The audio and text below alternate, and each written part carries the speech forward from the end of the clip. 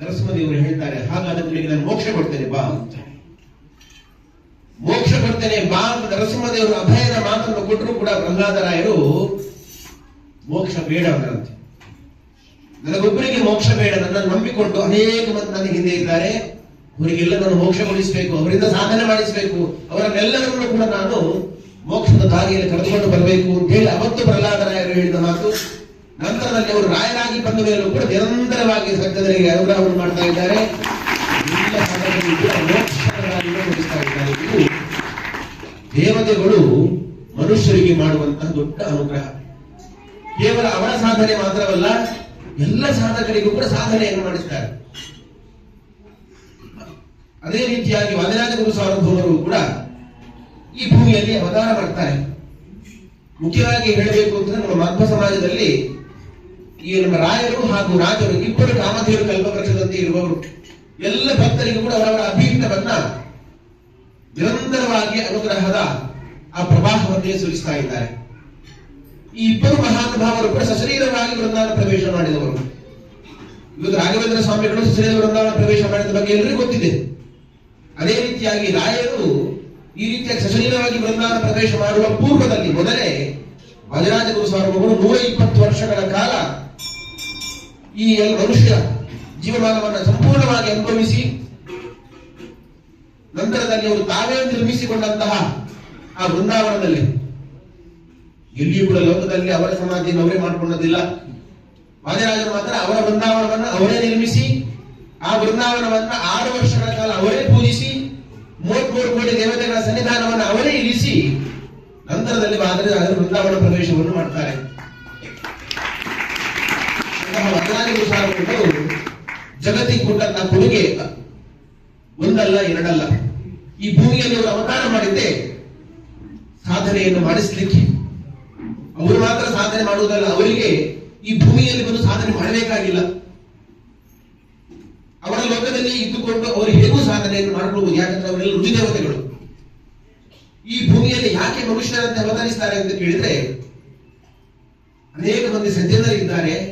ಈ ಸಜ್ಜನರಿಂದಲೂ ಕೂಡ ಸಾಧನೆಯನ್ನು ಮಾಡಿಸಬೇಕು. ಯಾವುದೋ ಒಂದು ಸಣ್ಣ ವಿಷಯಗಳಿಂದ ಕಲಿಯುಗದಲ್ಲಿ ಕರ್ಮಲೋಪವೊಂದಿಗೆ ಅವರು ಸಾಧನೆಯ ಮಾರ್ಗವನ್ನು ಬಿಡಬಹುದು.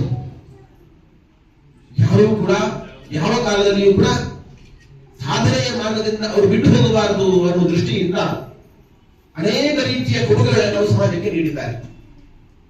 ನೋಡಿ, ಸಾಧನೆ ಅಂತ ಕೇಳಿದರೆ ಈ ವೇದಶಾಸ್ತ್ರ ಪುರಾಣಗಳನ್ನು ಓದಿಯೇ ಈ ಶಾಸ್ತ್ರ ಚಿಂತನೆಯನ್ನು ಮಾಡಿಯೇ ಸಾಧನೆ ಮಾಡಬೇಕಾಗಿಲ್ಲ.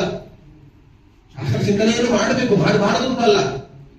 ಕೆಲವರಿಗೆ ಈ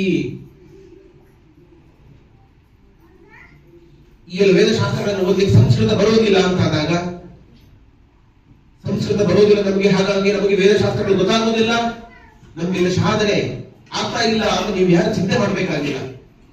ಒಬ್ಬ ಪಾಮರ ವ್ಯಕ್ತಿಯು ಕೂಡ, ಒಬ್ಬ ಸಾಮಾನ್ಯ ಭಕ್ತನು ಕೂಡ ಸಾಧನೆ ಮಾಡುವಂತೆ ವಾದಿರಾಜರು ಅನುಗ್ರಹ ಮಾಡಿದ್ದಾರೆ.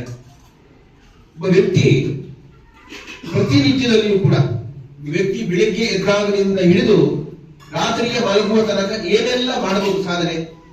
ಈ ಪ್ರಾತಃಸ್ತೋತ್ರದಿಂದ ಹಿಡಿದು ಪ್ರಾತಸ್ಪರಾಮಿ ವರ ಕುಂಡಲ ಶೋಭಿಗಂಡ ಮುಂದೆ ಪ್ರಾತಃಸ್ತೋತ್ರದಿಂದ ಹಿಡಿದು ಸುಪ್ರಭಾತದಿಂದ ಹಿಡಿದು ಮಂಗಲಾಷ್ಟಕದಿಂದ ಹಿಡಿದು ಸುಮಾರು 72ಕ್ಕೂ ಅಧಿಕ ಸ್ತೋತ್ರಗಳ ಸಮುದಾಯವನ್ನು ರಚಿಸಿಕೊಟ್ಟವರು ವಾದಿರಾಜ ಗುರು ಸಾರ್ವಭೌಮರು. ನಮ್ಮ ಸಾಹಿತ್ಯ ಪ್ರಪಂಚದಲ್ಲಿ ಕೇವಲ ಮಾತ್ರ ವಾಂಗ್ಮಯ ಸಾಹಿತ್ಯ ಅಲ್ವಾ, ಈ ಒಟ್ಟಾರೆ ಸಾಹಿತ್ಯ ಪ್ರಪಂಚದಲ್ಲಿ ಒಬ್ಬ ವ್ಯಕ್ತಿ ಇಷ್ಟೊಂದು ಸಂಖ್ಯೆಯ ಸ್ತೋತ್ರಗಳನ್ನು ರಚನೆ ಮಾಡಿದ ಇತಿಹಾಸವೇ ಇಲ್ಲ. ಅದು ಇದ್ದದ್ದು ವಾದಿರಾಜ ಗುರು ಸಾರ್ವಭೌಮರು ಮಾತ್ರ. ಪುಟ್ಟ ಸ್ತೋತ್ರಗಳು, ಈ ದೊಡ್ಡ ವಿಸ್ತಾರವಾದ ಸ್ತೋತ್ರಗಳಲ್ಲ. ಇವೆ ಬೆಳಗ್ಗೆ ಎದ್ದು ಏನು ಹೇಳಬೇಕು, ಮಂಗಳಾಷ್ಟಕ್ಕೆ ಹೇಗೆ ಹೇಳಬೇಕು, ಸ್ನಾನ ವಿಧಿ ಹೇಗೆ, ಅಷ್ಟು ಮಾತ್ರವಲ್ಲ. ಈಗ ಒಬ್ಬ ಮನುಷ್ಯನಿಗೆ ಅನೇಕ ವಿಧವಾದಂತಹ ಬಾಧೆಗಳಿರುತ್ತದೆ. ಒಬ್ಬರಿಗೆ ಕಣ್ಣು ಕಾಣುವುದಿಲ್ಲ, ಒಬ್ಬರಿಗೆ ಭಯ, ಇನ್ನೊಬ್ಬರಿಗೆ ಚಿಂತೆ. ಹೀಗೆ ಒಬ್ಬ ಈ ಕಲಿಯುಗದಲ್ಲಿರುವ ಸಾಮಾನ್ಯ ಭಕ್ತನಿಗೆ ಏನೆಲ್ಲ ಸಮಸ್ಯೆಗಳು ಬರಬಹುದಾ, ಈ ಎಲ್ಲಾ ಸಮಸ್ಯೆಗಳನ್ನು ವಾದಿರಾಜರು ಮನಗೊಂಡು ಒಂದೊಂದಕ್ಕೂ ಒಂದೊಂದು ರೀತಿಯ ಸ್ತೋತ್ರಗಳನ್ನು ರಚನೆ ಮಾಡಿಕೊಟ್ಟಿದ್ದಾರೆ. ವಾದಿರಾಜರ ಕಾಲದಲ್ಲಿ ಒಬ್ಬ ಭಕ್ತ ಒಬ್ಬ ವೃದ್ಧ ಭಕ್ತ ಬಂದು ವಾದಿರಾಜರಲ್ಲಿ ಪ್ರಾರ್ಥನೆ ಮಾಡ್ತಾನಂತೆ. ಸ್ವಾಮಿ, ನನಗೆ ಕೃಷ್ಣನನ್ನು ಕಾಣಬೇಕು ಅಂತ ಬಹಳ ಆಸೆ ಉಂಟು. ನನಗೆ ಕಣ್ಣು ಕಾಣ್ತಾ ಇಲ್ಲ, ದೃಷ್ಟಿ ಇಲ್ಲ, ದೃಷ್ಟಿ ಮಂಜಾಗಿ ಹೋಗಿದೆ. ನಾನು ಏನ್ ಮಾಡಬೇಕು? ಕೃಷ್ಣನನ್ನು ಹೇಗೆ ಕಾಣಲಿ ನಾನು ಅಂತ ವಾದಿರಾಜರಲ್ಲಿ ಪ್ರಾರ್ಥನೆ ಮಾಡಿದಾಗ ಒಂದು ಪುಟ್ಟ ಸ್ತುತಿ, ಕೃಷ್ಣ ಸ್ತುತಿ ಅಂತ ಒಂದು ಸ್ತೋತ್ರವನ್ನು ಮಾಡಿಕೊಟ್ಟು, ಈ ಸ್ತೋತ್ರವನ್ನು ನೀವು ಸಹಸ್ರಾವರ್ತಿ ಪಾರಾಯಣ ಮಾಡು ಅಂತ ಆ ವೃದ್ಧ ಬ್ರಾಹ್ಮಣನಿಗೆ ಹೇಳಿದ್ರು. ಆ ಸ್ತೋತ್ರವನ್ನ ಪಾರಾಯಣ ಮಾಡಿದ ಪರಿಣಾಮವಾಗಿ ಆ ಬ್ರಾಹ್ಮಣನಿಗೆ ದೃಷ್ಟಿ ಬಂತು, ಕೃಷ್ಣನ ದರ್ಶನವನ್ನು ಮಾಡಿದ. ಇದು ಕೇವಲ ವಾದಿರಾಜರ ಕಾಲದಲ್ಲಿ ಆದ ಇತಿಹಾಸವಲ್ಲ, ವಾದಿರಾಜರ ನಂತರದಲ್ಲಿಯೂ ಕೂಡ ವಿಶ್ವಪ್ರಿಯ ತೀರ್ಥರು ಅಂತ ನಮ್ಮ ಪರಂಪರೆಯಲ್ಲಿ ಬಂದವರು ವೃಂದಾವನಾಚಾರ್ಯರು ಅಂತ ಅವರಿಗೆ ಹೆಚ್ಚು ಪ್ರಸಿದ್ಧಿ ಇತ್ತು. ಈ ವೃಂದಾವನಾಚಾರ್ಯರ ಕಾಲದಲ್ಲಿ ಕೂಡ ಒಬ್ಬ ಭಕ್ತ ಇದೇ ರೀತಿಯಾಗಿ ಬಂದು, ಸ್ವಾಮಿ ಕಣ್ಣು ಕಾಣ್ತಾ ಇಲ್ಲ, ಏನ್ ಮಾಡಬೇಕು ಅಂತ ಕೇಳಿದಾಗ ಈ ಕೃಷ್ಣ ಸ್ತುತಿಯನ್ನು ಪಾರಾಯಣ ಮಾಡುವುದು ಅಂತ ಹೇಳಿದರು ವೃಂದಾವನಾಚಾರ್ಯರು. ಅದರಂತೆ ಆ ಬ್ರಾಹ್ಮಣ ಈ ಕೃಷ್ಣ ಸ್ತುತಿಯನ್ನು ಪಾರಾಯಣ ಮಾಡಿದ. ಅದೇ ರೀತಿಯಾಗಿ ಕೃಷ್ಣ ಸ್ತುತಿಯನ್ನು ಪಾರಾಯಣ ಮಾಡಿದ ಪರಿಣಾಮವಾಗಿ ದೃಷ್ಟಿಯನ್ನು ಪಡೆದುಕೊಂಡ ಅಂತ. ಇದು ವಾದಿರಾಜರು ಯಾವುದೇ ಖರ್ಚಿಲ್ಲದೆ ಕೊಟ್ಟಂತಹ ಔಷಧಿ. ನೀವು ಸುಮ್ಮನೆ ಯಾವುದಾವುದಕ್ಕೂ ಏನೇನು ಖರ್ಚು ಮಾಡಬೇಕಾಗಿಲ್ಲ, ಸುಲಭವಾಗಿ ಪರಿಹಾರ ಆಗುವಂತಹ ಔಷಧಿಯನ್ನು ವಾದಿರಾಜರು ಕೊಟ್ಟಿದ್ದಾರೆ. ವಾದಿರಾಜರು ಕೊಟ್ಟಂತಹ ಔಷಧಿಗಳಿಗೆ ಎಕ್ಸ್ಪೈರಿ ಡೇಟ್ ಇಲ್ಲ. ಬೇರೆ ಔಷಧಿಗಳಲ್ಲಿ ಎಕ್ಸ್ಪೈರಿ ಡೇಟ್ ಉಂಟು.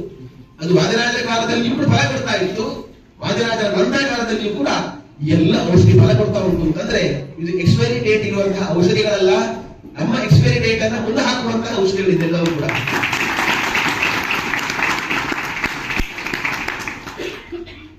ಈ ಕಲಿಯುಗದಲ್ಲಿ ಸಾಮಾನ್ಯವಾಗಿ ಈ ಚಿಂತೆ ಎನ್ನುವಂಥದ್ದು ಎಲ್ಲರಿಗೂ ಇದೆ.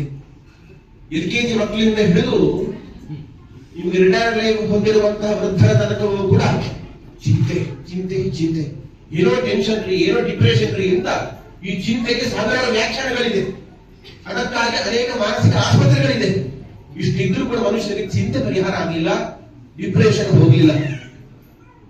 ನೋಡಿ, ಈ ಚಿಂತೆಗೆ ಸುಲಭ ಉಪಾಯವನ್ನು ವಾದಿರಾಜರು ಕೊಟ್ಟಿದ್ದಾರೆ.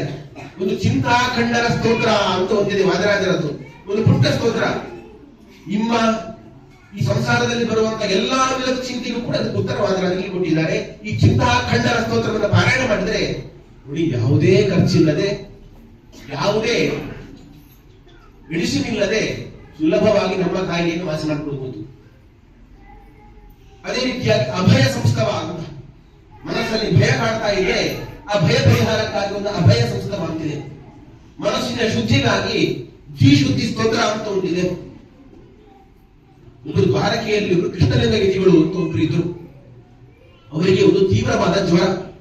ಅದು ಎಷ್ಟು ವರ್ಷ ಅದಕ್ಕೆ ಔಷಧಿಯನ್ನು ಮಾಡಿದ್ರು ಕೂಡ ಆ ಜ್ವರ ಬಾಧೆ ಪರಿಹಾರ ಆಗಲಿಲ್ಲ. ಆ ಕೃಷ್ಣಲಿಂಗ ಯತಿಗಳಿಗೆ ಬಹಳ ಚಿಂತೆ ಆಯಿತು, ಈ ನನ್ನ ಜ್ವರ ಬಾಧೆ ಹೇಗೆ ಪರಿಹಾರ ಆಗಬೇಕು ಅಂತ. ಒಂದು ದಿವಸ ರಾತ್ರಿ ಅವರಿಗೆ ಸ್ವಪ್ನ, ಈ ದ್ವಾರಕೆಗೆ ವಾದಿರಾಜರು ಬಂದಿದ್ದಾರೆ, ವಾದಿರಾಜರಿಗೆ ಹೋಗಿ ಪ್ರಾರ್ಥನೆ ಮಾಡಿ ಅಂತ. ವಾದಿರಾಜರಲ್ಲಿ ಬಂದು ಪ್ರಾರ್ಥನೆ ಮಾಡಿದಾಗ ವಾದಿರಾಜರು ಅವರಿಗೆ ಮುಖ್ಯಪ್ರಾಣಾಷ್ಟಕ ಅಂತ ಒಂದು ಸ್ತೋತ್ರವನ್ನು ಮಾಡಿಕೊಡ್ತಾರೆ. ಜ್ವರ ಪರಿಹಾರಕ್ಕಾಗಿ ಮಾಡಿಕೊಟ್ಟಂತ ಸ್ತೋತ್ರ. ಆ ಸ್ತೋತ್ರವನ್ನು ಪಾರಾಯಣ ಮಾಡಿದ ಪರಿಣಾಮವಾಗಿ ಎಷ್ಟು ಔಷಧಿಯನ್ನು ಮಾಡಿದರೂ ಪರಿಹಾರ ಆಗದಿರುವಂತಹ ಜ್ವರ ಆ ಕೃಷ್ಣ ಯತಿಗಳಿಗೆ ವಾದಿರಾಜರು ಮಾಡಿಕೊಟ್ಟಂತಹ ಮುಖ್ಯಪ್ರಾಣಾಷ್ಟಕವನ್ನು ಪಾರಾಯಣ ಮಾಡಿದ್ರಿಂದ ಜ್ವರ ಬಾಧೆ ಪರಿಹಾರ ಆಯಿತು ಅಂತ ಇತಿಹಾಸ ಹೇಳ್ತದೆ. ಹಾಗಾಗಿ ಕೇವಲ ದೇಹಕ್ಕೆ ಬಂದಂತಹ ಜ್ವರವನ್ನು ಮಾತ್ರ ಪರಿಹಾರ ಮಾಡುವುದಲ್ಲ, ಸಂಸಾರಕ್ಕೆ ಬಂದಂತಹ ಜ್ವರ ಬಾಧೆಯನ್ನು ಎಲ್ಲಾ ರೋಗಗಳನ್ನು ಕೂಡ ವಾಸಿ ಮಾಡುವಂತಹ ಸಾಮರ್ಥ್ಯ ವಾದಿರಾಜರ ಸ್ತೋತ್ರಗಳಿಗಿದೆ. ವಿಜಯನಗರ ಅರಸರ ಕಾಲದಲ್ಲಿ ಅವರಿಗೆಲ್ಲ ದಾರಿದ್ರ್ಯ ಬಂದಿತ್ತು, ಸಂಪತ್ತಿರಲಿಲ್ಲ ಖಜಾನೆಯಲ್ಲಿ. ಯಾರೋ ಹೇಳಿದ್ರಂತೆ ಲಕ್ಷ್ಮೀ ಹೃದಯವನ್ನು ಪಾರಾಯಣ ಮಾಡಿಸೋಣ, ಲಕ್ಷ್ಮೀ ಹೃದಯವನ್ನು ಪಾರಾಯಣ ಮಾಡಿದ್ರೆ ಆವಾಗ ಸುವರ್ಣ ವೃಷ್ಟಿ ಆಗ್ತದೆ. ವಿದ್ಯಾನಗರ ಕಾಲದಲ್ಲಿ ಆವಾಗ ಸುವರ್ಣ ವೃಷ್ಟಿಯನ್ನು ಮಾಡಿಸಿದ್ರು ಅಂತ ವಾದಿರಾಜರು ಹೇಳಿದ್ರು. ಲಕ್ಷ್ಮೀ ಹೃದಯಕ್ಕೆ ಅದಕ್ಕೆ ಶಾಪ ಇದೆ, ಕಲಿಯುಗದಲ್ಲಿ ಅದಕ್ಕೆ ಸುವರ್ಣ ವೃಷ್ಟಿ ಮಾಡುವಂತಹ ಆ ಶಕ್ತಿ ಇಲ್ಲ, ಶಕ್ತಿ ಕುಂದಿದೆ. ಹಾಗಾಗಿ ಈ ಶ್ರೀಶಿಶುಣ ದರ್ಪಣ ಎಂಬ ಸ್ತೋತ್ರವನ್ನು ಪಾರಾಯಣ ಮಾಡಿಸಿ ಅಂತ ಹೇಳಿ ಸಹಸ್ರ ಬ್ರಾಹ್ಮಣರಿಂದ ಈ ಶಿಶುಣ ದರ್ಪಣವನ್ನು ಪಾರಾಯಣ ಮಾಡಿಸಿದ ಪರಿಣಾಮವಾಗಿ ವಿಜಯನಗರ ಅರಸರ ಕಾಲದಲ್ಲಿ ಸುವರ್ಣ ವೃಷ್ಟಿಯನ್ನು ಮಾಡಿಸಿದ್ದಾರೆ ವಾದಿರಾಜ ಸಾರ್ವಭೌಮರು. ಅಷ್ಟು ಮಾತ್ರವಲ್ಲ, ಒಬ್ಬ ದರಿದ್ರ ಬ್ರಾಹ್ಮಣ ಕಷ್ಟದಲ್ಲಿದ್ದೇನೆ, ನಾನು ನನ್ನಲ್ಲಿ ಏನೂ ಇಲ್ಲ, ಸಂಪತ್ತಿಲ್ಲ, ಬಡತನದಲ್ಲಿದ್ದೇನೆ ಅಂತ ಪ್ರಾರ್ಥನೆ ಮಾಡಿದಾಗ ಈ ಸ್ತೋತ್ರವನ್ನು ಪಾರಾಯಣ ಮಾಡುವಂತ ಹೇಳಿದ್ರು. ಅವನು ಕೂಡ ಸಂಪತ್ತನ್ನು ಪಡೆದುಕೊಂಡ ಅಂತ ವಾದಿರಾಜರ ಇತಿಹಾಸದಲ್ಲಿ ಕಾಣ್ತೇವೆ. ಹಾಗಾಗಿ ಭೌತಿಕ ಸಂಪತ್ತು ಬೇಕಾ, ಆಧ್ಯಾತ್ಮಿಕ ಸಂಪತ್ತು ಬೇಕಾ, ಯಾವ ವಿಧದ ಸಂಪತ್ತು ಬೇಕು ಹೇಳಿ, ಎಲ್ಲಾ ವಿಧದ ಸಂಪತ್ತನ್ನು ಕೊಡುವಂತಹ ಕಾಮಧೇನು ಕಲ್ಪವೃಕ್ಷ ಅದು ವಾದಿರಾಜಗುರು ಸಾರ್ವಭೌಮರು. ಹೀಗೆ ಹಲವು ರೀತಿಗಳಲ್ಲಿ ಈ ನಮ್ಮ ಸಮಾಜವನ್ನು ಮುನ್ನಡೆಸ್ತಾ ಇದ್ದಾರೆ, ಸಾಧನೆಯನ್ನು ಮಾಡಿಸ್ತಾ ಇದ್ದಾರೆ. ಒಬ್ಬ ವೃದ್ಧ ಬ್ರಾಹ್ಮಣ ಪ್ರತಿನಿತ್ಯದಲ್ಲಿಯೂ ಕೂಡ ನಾವು ಭಾಗವತ ದಶಮಸ್ಕಂದವನ್ನು ಪಾರಾಯಣ ಮಾಡಿಯೇ ನಾನು ಭೋಜನವನ್ನು ಸ್ವೀಕಾರ ಮಾಡಬೇಕು ಅಂತ ಒಂದು ಸಂಕಲ್ಪವನ್ನು ಮಾಡಿಕೊಂಡಿದ್ದೆ. ಅದರ ವೃದ್ಧಾಪ್ಯ ಬಂದಿದೆ, ಮಾಡುವ ಶಕ್ತಿ ನನಗೆ ದೇಹಕ್ಕಿಲ್ಲ, ಏನು ಮಾಡಲಿ ಅಂತ ವಾದಿರಾಜರಲ್ಲಿ ಪ್ರಾರ್ಥನೆ ಮಾಡ್ತಾರಂತೆ. ಆವಾಗ ಆ ವೃದ್ಧ ಬ್ರಾಹ್ಮಣನ ಪ್ರಾರ್ಥನೆಯಂತೆ ವಾದಿರಾಜರು ಒಂದು ಪುಟ್ಟ ಸ್ತೋತ್ರ, ವಿವಿಧನಮ್ಮ ಕಂಠಭೂಷ ಅಂತ ಒಂದು ಸ್ತೋತ್ರ, ಈ ಸ್ತೋತ್ರವನ್ನು ಪಾರಾಯಣ ಮಾಡಿದರೆ ಸಮಗ್ರ ದಶಮಸ್ಕಂದವನ್ನು ಪಾರಾಯಣ ಮಾಡಿದ ಫಲ ಉಂಟು ಅಂತ ಹೇಳ್ತಾರೆ. ಈ ಸ್ತೋತ್ರ ಇರುವುದು ಕೇವಲ 14 ಶ್ಲೋಕ. ಈ 14 ಶ್ಲೋಕದಲ್ಲಿಯೂ ಕೂಡ ಸಮಗ್ರ ದಶಮಸ್ಕಂದ ಕೃಷ್ಣನ ಎಲ್ಲ ಕಥೆಗಳನ್ನು ಸಂಗ್ರಹಿಸಿಬಿಟ್ಟಿದ್ದಾರೆ ವಾದಿರಾಜರು. ಈ 14 ಶ್ಲೋಕವನ್ನು ನಿಮಗೆ ಪಾರಾಯಣ ಮಾಡಲಿಕ್ಕೆ ಆಗೋದಿಲ್ಲ ಅಂತಾದ್ರೆ ಕೊನೆ 2 ಶ್ಲೋಕವನ್ನು ಹೇಳಿ ಅಂತ ಹೇಳಿದರು. 2 ಶ್ಲೋಕವನ್ನು ಹೇಳಲಿಕ್ಕೆ ಆಗುವುದಿಲ್ಲ ಅಂತಾದ್ರೆ ಕೊನೆಯ 1 ಶ್ಲೋಕವನ್ನಾದರೂ ಹೇಳಿ, ಆ 1 ಶ್ಲೋಕದಲ್ಲೇ ವಾದಿರಾಜ ದಶಮಸ್ಕಂದದ ಅಷ್ಟೂ ಕಥೆಗಳನ್ನು ಸಂಗ್ರಹಿಸಿಕೊಂಡಿದ್ದಾರೆ. ಈಗ ಅಷ್ಟು ಕಥೆಗಳನ್ನ ಚಿಂತನೆ ಮಾಡಿದ ಫಲ ಉಂಟು. ನೋಡಿ, ಸುಲಭ ನೋಡಿ, ಎಲ್ಲ ನ್ಯಾನೋ ಟೆಕ್ನಾಲಜಿ. ಅಷ್ಟು ಹೊತ್ತು ಕೂತು ಪಾರಾಯಣ ಮಾಡಬೇಕಾಗಿಲ್ಲ, ಒಂದು ಪುಟ್ಟ ಸ್ತೋತ್ರವನ್ನು ಪಾರಾಯಣ ಮಾಡಿದ್ರೆ ದಶಮಸ್ಕಂದವನ್ನು ಪಾರಾಯಣ ಮಾಡಿದ ಫಲ ಉಂಟು ನಿಮಗೆ. ಅದೇ ರೀತಿಯಾಗಿ ಇನ್ನೊಬ್ಬ ಬ್ರಾಹ್ಮಣ ಇದೇ ರೀತಿಯಾಗಿ ದಶಮಸ್ಕಂದವನ್ನು ಪಾರಾಯಣ ಮಾಡಬೇಕು ಅಂತ ಕೇಳಿದಾಗ ಒಂದು ಹಾಡು, ನೆಲವೇ ನಮಗಿನ ನೀಲ ನೀರದ ವರ್ಣನ ಗುಣಗಂಧನ ಅಂತ ಒಂದು ಕನ್ನಡದ ಪದ್ಯವನ್ನು ರಚಿಸಿಕೊಟ್ಟಿದ್ದಾರೆ. ಈ ಪದ್ಯದಲ್ಲಿಯೂ ಕೂಡ ಸಮಗ್ರ ದಶಮಸ್ಕಂದದ ಕೃಷ್ಣನ ಕಥೆಗಳನ್ನೆಲ್ಲ ಸಂಗ್ರಹಿಸಿಕೊಟ್ಟಿದ್ದಾರೆ. ಹೀಗೆ ಒಬ್ಬ ಸಾಮಾನ್ಯ ಭಕ್ತನಿಗೆ ಏನೆಲ್ಲ ಸಾಧನೆ ಮಾಡಲಿಕ್ಕೆ ಬೇಕು ಎಲ್ಲವನ್ನು ಒದಗಿಸಿಕೊಟ್ಟವರು ವಾದಿರಾಜಗುರು ಸಾರ್ವಭೌಮರು. ಇನ್ನೊಂದು ಸ್ವಾರಸ್ಯವಾದ ಕಥೆಯನ್ನು ಹೇಳ್ತೇನೆ. ಒಬ್ಬ ವೃದ್ಧ ಬ್ರಾಹ್ಮಣ, ನೋಡಿ ಸಮಸ್ಯೆ ಬರುವುದು ವೃದ್ಧರಿಗೆ, ಎಲ್ಲ 60 ಆದ್ಮೇಲೆ ಎಲ್ಲ ಸಮಸ್ಯೆ ಆರಂಭ ಆಗುವುದು. ಅಲ್ಲಿ ತನಕ ಯಾರಿಗೂ ಸಾಧನೆ ಮಾಡಬೇಕು ಅಂತ ಅನಿಸೋದೇ ಇಲ್ಲ. ಒಬ್ಬ ಬ್ರಾಹ್ಮಣ ಹೇಳ್ತಾನಂತೆ, ಪ್ರತಿನಿತ್ಯ ನಾನು ಅವಗಾಹನ ಸ್ನಾನ ಮಾಡಬೇಕು. ಈ ಅಂದ್ರೆ ಅವಗಾಹನ ಸ್ನಾನ ಅಂತಂದ್ರೆ ನದಿಯಲ್ಲಿ ಮುಳುಗಿ ಸ್ನಾನ ಮಾಡುವುದು ಅಂತ ಅರ್ಥ. ಈಗಿನ ಕಾಲದಲ್ಲಿ ಅವಗಾಹನ ಸ್ನಾನ ಗೊತ್ತಾಗುದಿಲ್ಲ, ಈಗ ಶವರ್ಬಾ ಸ್ನಾನ ಗೊತ್ತಿರುವುದು. ಹಾಗಾಗಿ ಅವಗಾಹನ ಸ್ನಾನ ಮುಳುಗಿ ಸ್ನಾನ ಮಾಡುವುದು. ಈ ಮಾಡುವ ಸಂಕಲ್ಪವನ್ನು ಮಾಡಿದ್ದೇನೆ. ಈ ಮಾರ್ಗಶಿರ ಮಾಸ ಬಹಳ ಚಳಿ ಇದೆ, ನದಿಯಲ್ಲಿ ಮುಳುಗಿ ಸ್ನಾನ ಮಾಡಲಿಕ್ಕೆ ದೇಹ ಕೇಳೋದಿಲ್ಲ, ಅದು ಸಂಕಲ್ಪವನ್ನು ಬಿಡ್ಲಿಕ್ಕೆ ಆಗುವುದಿಲ್ಲ, ಏನ್ ಮಾಡಲಿ ಎಂದು ವಾದಿರಾಜರಲ್ಲಿ ಪ್ರಾರ್ಥನೆ ಮಾಡ್ತಾನಂತೆ. ಇದು ಆಗಿದ್ದು ಉಡುಪಿಯ ಸಮೀಪದಲ್ಲಿ ಪುತ್ತೂರು ಅಂತ, ನಿಮ್ಮ ಮಂಗಳೂರು ಪುತ್ತೂರು, ಉಡುಪಿಯಲ್ಲಿ ಪುತ್ತೂರು ಉಂಟು, ಉಡುಪಿ ಪುತ್ತೂರೆಲ್ಲ ಮಂಗಳೂರು ಪುತ್ತೂರು ಹತ್ರ ಇರ್ದೆ ಎಂಬ ಒಂದು ಗ್ರಾಮ. ಆ ಇರ್ದೆ ಎಂಬ ಒಂದು ಹಳ್ಳಿಯಲ್ಲಿ ಒಬ್ಬ ಬ್ರಾಹ್ಮಣ ಹೇಳಿದಂತ ಮಾತು, ವಾದಿರಾಜರ ಕೂಡಲೇ ನದಿ ಹರಿತಾ ಇದೆ, ನದಿಯಲ್ಲಿ ತಣ್ಣಗಿನ ನೀರು ಹರಿತಾ ಇದೆ, ನದಿಯ ಪಕ್ಕದಲ್ಲಿ ಅವರು ಒಂದು ತೀರ್ಥವನ್ನು ನಿರ್ಮಾಣ ಮಾಡ್ತಾರೆ, ಒಂದು ತೀರ್ಥಕೊಂಡವನ್ನು ನಿರ್ಮಾಣ ಮಾಡ್ತಾರೆ. ಆ ತೀರ್ಥಕೊಂಡಕ್ಕೆ ಹೆಸರು ಬೆಂದ್ರ ತೀರ್ಥ ಅಂತ.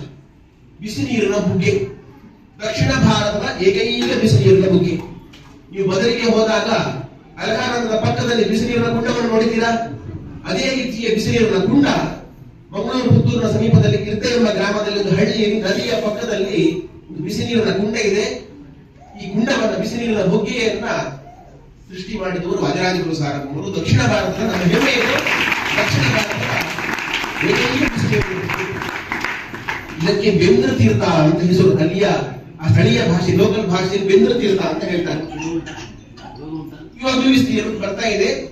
ಮೊದಲು ಎಷ್ಟು ಬಿಸಿ ಬರ್ತಾ ಇತ್ತು, ಇವಾಗ ಅಷ್ಟು ಬಿಸಿ ಬರ್ತಾ ಇಲ್ಲ. ಕಾರಣ ಏನು ಹೇಳಿದ್ರೆ ಸುತ್ತಮುತ್ತ ಎಲ್ಲ ತೋಟಗಳಲ್ಲೆಲ್ಲ ಇದೆ ಬೋರ್ವೆಲ್ ತೆಗೆದ ಪರಿಣಾಮವಾಗಿ ಬೋರ್ವೆಲ್ ಬಿಸಿ ನೀರು ಬರ್ತಾ ಉಂಟು.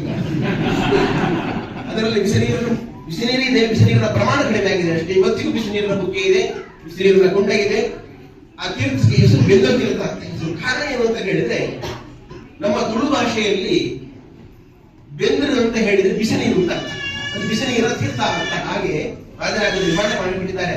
ಆ ಬ್ರಾಹ್ಮಣನಿಗೆ ಬಿಸಿ ನೀರಿನ ಕುಂಡದಲ್ಲಿ ಬಿಸಿ ನೀರನ್ನ ಅವಗಾಹನ ಸ್ಥಾನವನ್ನು ಮಾಡಿಸಿಕೊಟ್ಟವರು. ಹೀಗೆ 10 ಹಲವು ರೀತಿಯಿಂದ ಸಾಧಕರಿಗೆ ಸಾಧನೆಗೆ ಅನುಕೂಲ ಮಾಡಿಕೊಡುವುದೇ ನಿಜವಾದ ದೇವತೆಗಳ ಅವತಾರ ಕಾರ್ಯ. ಅಂತಹ ದೊಡ್ಡ ಅವತಾರ ಕಾರ್ಯವನ್ನು ನಮ್ಮ ಜಗತ್ತಲ್ಲಿ, ಈ ಲೋಕದಲ್ಲಿ ಮಾಡಿ ತೋರಿಸಿದವರು ವಾದಿರಾಜಗುರು ಸಾರ್ವಭೌಮರು, ಅದೇ ರೀತಿಯಾಗಿ ರಾಘವೇಂದ್ರ ಸ್ವಾಮಿಗಳವರು. ಹೀಗೆ ಎಲ್ಲ ಮಹನೀಯರ ಅನುಗ್ರಹದಿಂದ ನಾವೆಲ್ಲ ಒಂದು ಸ್ವಲ್ಪ ಮಟ್ಟಿಗಾದರೂ ಕೂಡ ಸಾಧನೆ ಮಾಡುವಂತಾಗಿದೆ. ನಾವೆಲ್ಲ ಸಾಧನೆಯ ಮಾರ್ಗದಿಂದ ಹಿಂದಕ್ಕೆ ಬರಬಾರದು. ಲೌಕಿಕವಾದಂತಹ ಹಲವಾರು ಕಾರ್ಯಗಳನ್ನು ಇದ್ದು ಕೂಡ ಅದರ ಜೊತೆಯಲ್ಲಿ ಒಟ್ಟೊಟ್ಟಿಗೆ ಈ ಆಧ್ಯಾತ್ಮಿಕವಾದ ಸಾಧನೆಯನ್ನು ಕೂಡ ಮಾಡಿಕೊಂಡು ಹೋಗಬೇಕು. ಅದಕ್ಕೋಸ್ಕರನೇ ಇಷ್ಟೆಲ್ಲ ಸಾಧನ ಸಲಕರಣೆಗಳನ್ನು ನಮಗೆ ಒದಗಿಸಿಕೊಟ್ಟಿದ್ದಾರೆ. ಅದನ್ನೆಲ್ಲ ಬಳಸಿಕೊಂಡು ನಿರಂತರವಾಗಿ ಸಾಧನೆಯ ಮಾರ್ಗದಲ್ಲಿ ಸಾಗೋಣ ಅಂತ ಹೇಳ್ತಾರೆ. ಇವತ್ತಿನ ದಿವಸ ಈ ಒಂದು ವನಸ್ಥಳೀಪುರದಲ್ಲಿ ಬಹಳ ಉತ್ತಮವಾದ ರೀತಿಯಲ್ಲಿ ಲಕ್ಷ್ಮೀನಾರಾಯಣ ಕರ್ಣಮಾಚಾರ್ಯರು ನಿಮಗೆ ವ್ಯವಸ್ಥೆ ಮಾಡಿಕೊಟ್ಟಿದ್ದಾರೆ.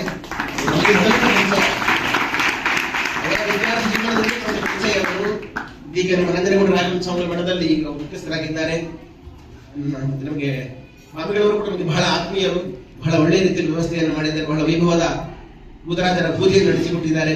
ಆ ಬೂದರಾಜರ ಪೂಜೆಯಿಂದ ಎಲ್ಲ ಭಗವದ್ಭಕ್ತರಿಗೂ ಕೂಡ ವಿಶೇಷವಾಗಿ ಅನುಗ್ರಹವಾಗಲಿ, ಅವರಿಗೆ ಬಂದಂತಹ ಎಲ್ಲ ಆಪತ್ತುಗಳನ್ನು ಕೂಡ ಪರಿಹಾರ ಮಾಡಲಿ, ನಿರಂತರವಾದ ರಕ್ಷಣೆಯನ್ನು ನೀಡಲಿ ಅಂತ ಹೇಳಿ ನಾವು ಬೂದರಾಜರಲ್ಲಿ ವಾದರಾಜರು ವಿಶೇಷವಾಗಿ ಪ್ರಾರ್ಥನೆ ಮಾಡ್ತೇವೆ.